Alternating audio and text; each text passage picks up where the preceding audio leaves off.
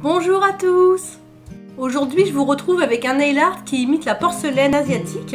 Et il a une particularité, c'est que je l'ai réalisé avec un accessoire qui n'a rien à voir avec le nail art.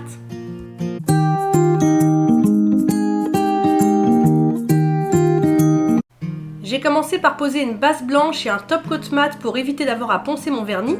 Et voilà l'accessoire en question. Il s'agit, comme vous pouvez le constater, d'un eyeliner de chez Sephora qui est waterproof. Je trouvais ça plutôt rigolo de détourner cet accessoire pour en faire du nail art. Je vais donc commencer par vous montrer le motif le plus simple que j'ai fait sur mon annulaire. Donc j'ai commencé par former une sorte de petite étoile à 5 branches.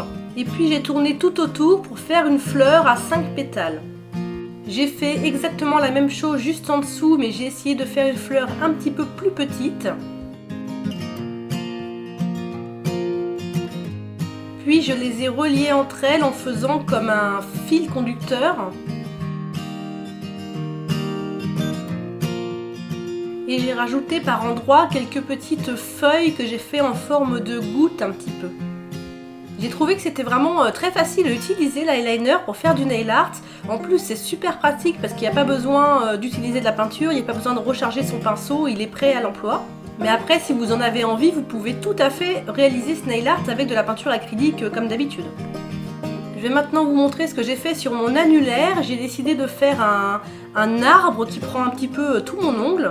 Donc j'ai commencé par faire la structure de l'arbre, j'ai fait le tronc et puis les branches. Pour qu'on se rende bien compte que c'est un arbre, j'ai fait la base de l'arbre un petit peu plus large que le haut pour que ça fasse vraiment l'effet perspective.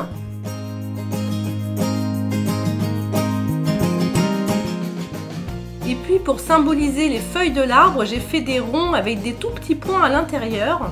J'ai tout simplement repris le motif de la porcelaine qui m'a servi de modèle. Donc j'ai accroché ces petits ronds au bout de chaque branche en essayant de donner un peu une forme sympa.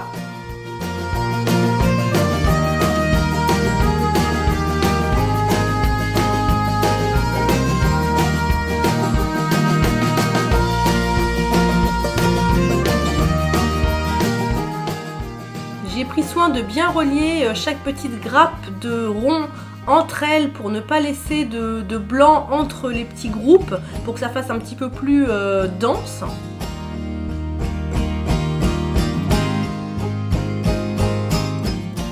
Et j'ai ensuite rempli tous les espaces vides entre les petits ronds et le tronc pour bien faire ressortir tout mon motif.